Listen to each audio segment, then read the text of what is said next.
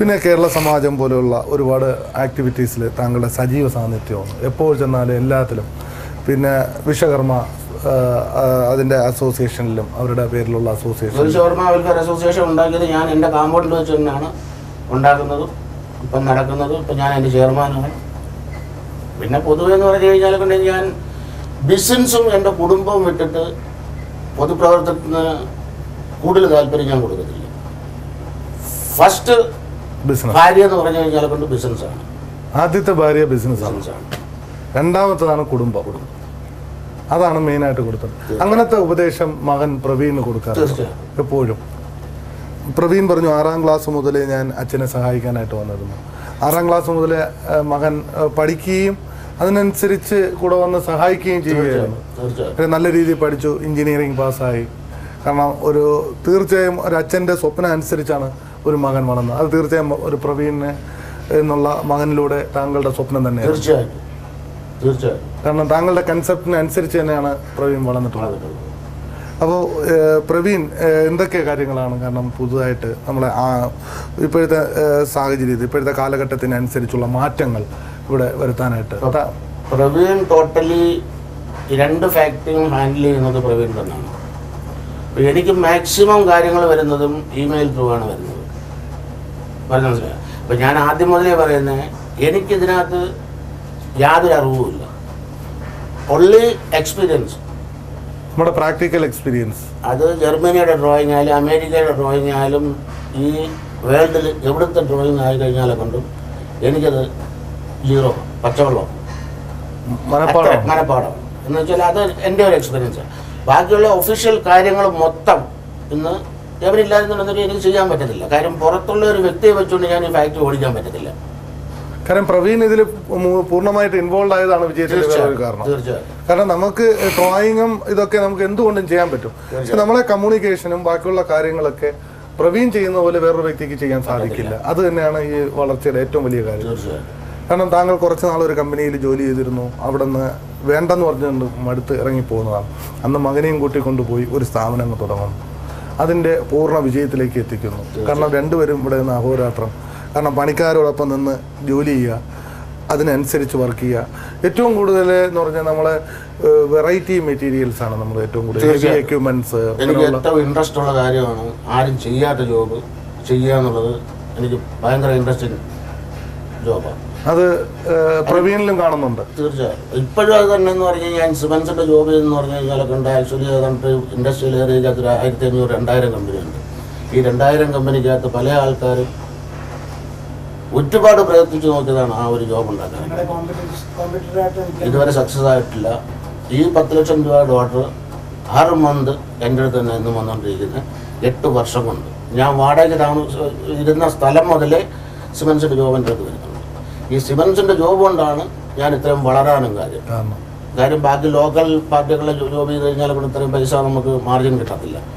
സിമൻസിൻ്റെ critical job ആയതുകൊണ്ട് അത് വേറെ ആരുടെ കൊണ്ട് ഉണ്ടാക്കാൻ പറ്റാത്ത ഒരു സാഹചര്യം ആയതുകൊണ്ട് എൻ്റെ അടുത്ത് വരുന്നുണ്ട്. ഞാൻ ഇതിന് നല്ല പൈസ കൈപ്പറ്റുന്നുണ്ട്. ഇതിൽ SS ആൻഡ് MS എന്ന് പറഞ്ഞ ക്വാളിറ്റിയാണ് അല്ലേ? അതിൻ്റെ ഒരു കാറ്റഗറിയാണ്, 2 കാറ്റഗറിയാണ്. MS എന്ന് പറയുന്നത് കാരണം എന്ന് വെച്ചാൽ ഇത് കസ്റ്റമറിന്റെ റിക്വയർമെന്റ്സ് അനുസരിച്ചാണ് അങ്ങനെയാണ് കൊടുക്കുന്നത്. കാരണം SS വേണമെങ്കിൽ SS കൊടുക്കും. SS എന്ന് പറയുന്നത് കുറച്ച് കോസ്റ്റ്ലിയാണ്. അത് MS എന്ന് പറഞ്ഞാൽ കുറച്ചും കൂടെ മൈൽഡ് ആയിട്ടുള്ള ഇതായിരുന്നു.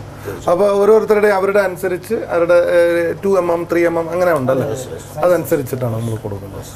തീർച്ചയായും. കാരണം ഇത്രയും വർഷങ്ങൾക്ക് മുമ്പ് പുനലൂരിൽ നിന്ന് ആദ്യമായി നമ്മുടെ കേരളം വിടുമ്പോൾ ഇങ്ങനെ ഒരു സ്വപ്നം ഉണ്ടായിരുന്നു. കാരണം ഇതൊക്കെ ആയി തീരും, ഇങ്ങനെയൊക്കെ ആകാൻ പറ്റും, അല്ലെങ്കിൽ ഇങ്ങനെയൊക്കെ ആകണം എന്ന് വിചാരിച്ചിട്ടാണോ ഒരു ജോലി? ഇപ്പൊ ജോലി കിട്ടുമെന്ന് പറഞ്ഞില്ല. ഞാൻ പറഞ്ഞില്ല 8ാം ക്ലാസ് വരെ പോയിട്ടുള്ളത്. ഒന്ന് നോക്കാം, കറങ്ങി നോക്കാം. ജീവിച്ചാൽ കിട്ടിയാൽ കിട്ടി, ഇല്ലെന്നൊരു ക്ഷേത്രം കിടപ്പുണ്ട്, നാട്ടിലൊരു 5-6 ഏക്കർ സ്ഥലം കിടപ്പുണ്ട്, അവിടെ പോയി കിളക്കുക, ജീവിക്കുക. അതാണ് മനസ്സിലായി. ആ ഒരു ധൈര്യമാണ് തീർച്ചയായിട്ടും വളരെ. കാരണം ആ ഒരു ധൈര്യത്തിലൂടെയാണ് കയറി ഇങ്ങോട്ട് എത്തുന്നത്. ഇവിടെ വന്ന് പക്ഷേ ഇവിടുത്തെ ഗുജറാത്തികൾ, ഇവിടുത്തെ സമൂഹം, ഇവിടുത്തെ എല്ലാം നമ്മളെ ഇരുകൈ നീട്ടി സ്വീകരിക്കും. ഒരുപാട് ഹെൽപ്പ് ചെയ്തിട്ടുണ്ട്. കാരണം ഒരു പക്ഷേ നമ്മൾ കേരളത്തിലോ അല്ലെങ്കിൽ വേറൊരു സ്റ്റേറ്റിലോ പോയിരുന്നെങ്കിൽ ഒരിക്കലും ഇതുപോലെ ആയി തീരാൻ സാധിക്കും. എനിക്ക് ഈ സ്റ്റേറ്റ് വിട്ടു പോകാനെ കൊണ്ട് ആക്ച്വലി എൻ്റെ ലൈഫിൽ ഞാൻ ആലോചിച്ചിട്ട് പോലുമില്ല. കേരളത്തിൽ പോയി സെറ്റിൽ ആകണമെന്നോ അങ്ങനെ. എനിക്ക് വർഷത്തിൽ 3 പ്രാവശ്യം കേരളത്തിൽ പോകും ഞാൻ. ഈ ഗുജറാത്തിൻ്റെ കണക്ക്, ബറോഡയുടെ കണക്ക് ഏറ്റവും ജീവിക്കാനെ കൊണ്ട് പറ്റിയ ഒരു സ്ഥലം ഞാൻ എൻ്റെ ലൈഫിൽ ഞാൻ അനുഭവിച്ചിട്ടില്ല. വളരെ സന്തോഷവും ശാന്തവുമാണ്. വളരെ. കാരണം നമ്മൾ കേട്ടു രാത്രി 12-1 മണി വരെ സ്ത്രീകൾക്ക് സുരക്ഷിതമായിട്ട് എല്ലാ മലയാളികളും പറയുന്ന ഒരു കാര്യം തീർച്ചയായിട്ടും ഈ ഗുജറാത്തിൽ. കാരണം അഹമ്മദാബാദിലൊക്കെ ഇപ്പോൾ വൈബ്രന്റ് ഗുജറാത്ത്, കാരണം വളരെ വികസനത്തിൻ്റെ പാതയിലാണ് ഗുജറാത്ത്. കാരണം ഏത് ഇൻഡസ്ട്രിയിലും ഇവിടെ വന്ന് ഇൻവെസ്റ്റ് ചെയ്യാൻ തയ്യാറായിട്ട് പോവുകയാണ്. അപ്പോൾ നന്നായിട്ടുള്ള ഒരു സാഹചര്യമാണ് ഇന്ന് ഓരോ എൻ്റർപ്രണർക്കും ഇവിടെ ഈ സർക്കാർ നൽകുന്നത്. അപ്പോൾ എല്ലാവർക്കും അതിനനുസരിച്ച് ജോലിയും ബാക്കിയുള്ള കാര്യങ്ങളും മുന്നോട്ട് പോകാൻ സാധിക്കുമെന്നുള്ളതാണ്. തീർച്ചയായിട്ടും. പിന്നെ ഫ്യൂച്ചർ പ്ലാൻസ് എന്തൊക്കെയാണ്? ഇത് പ്ലാനിങ് ഒന്നുമില്ല. ഇനി ഇതെല്ലാം മകനങ്ങ് ഏൽപ്പിക്കുക. പ്രവീണിനെ എല്ലാം സ്ലോലി ഏൽപ്പിച്ചുകൊണ്ടിരിക്കുകയാണ്. പിള്ളേർ രണ്ടുപേരുടെ കല്യാണം കഴിഞ്ഞു. പിന്നെ ജീവിക്കാനെ കൊണ്ട് ഒരുവിധം ചുറ്റുപാടുകൾ ഉണ്ടാക്കിയിട്ടുണ്ട്. ഇനി പിന്നെ ഈ നിൽക്കുന്ന സ്റ്റെപ്പിൽ നിന്നും ഒന്നുകൂടെ ചാടിക്കയറി പോകണമെന്നുള്ള വെപ്രാളമില്ല. അതൊരു മനുഷ്യൻ്റെ ഒരു ലക്ക് എന്നുള്ള രീതിയിൽ തിരികെ ഇച്ചിരി അധ്വാനിച്ച് നോക്കാം, മുന്നോട്ട് പോട്ടെന്നൊരു പോട്ടെ. അല്ലെന്നെങ്കിൽ തന്നെ ഈ നിൽക്കുന്ന ലെവലിൽ നിന്നും ഒരു തലമുടി 4 ഇഴയ്ക്ക് പോലും താപ്പോട്ട് വരാൻ ഞാൻ അനുവദിക്കത്തില്ല. അത്രയും മാത്രം ഇതിലേക്ക് നമുക്ക് ചെയ്ത് മുന്നോട്ട് പോകാൻ ആഗ്രഹിക്കുന്നു. അത്രയുള്ളൂ. വളരെ സന്തോഷം. തിരക്കേറിയ ഈ സമയത്തും നിങ്ങൾ രണ്ടുപേരും നമുക്ക് വേണ്ടി ഇങ്ങനെ ഒരു സമയം അനുവദിച്ചതിൽ ഒരുപാട് സന്തോഷം. നമുക്ക് പ്രാർത്ഥിക്കാം. സർവേശ്വരൻ സർവ്വ ഐശ്വര്യവും കുടുംബത്തിനും ഈ പ്രസ്ഥാനത്തിനും നൽകട്ടെ എന്ന് മാത്രം പ്രാർത്ഥിച്ചുകൊണ്ട് ഈ എപ്പിസോഡ് ഇവിടെ അവസാനിപ്പിക്കുന്നു. നന്ദി, നമസ്കാരം.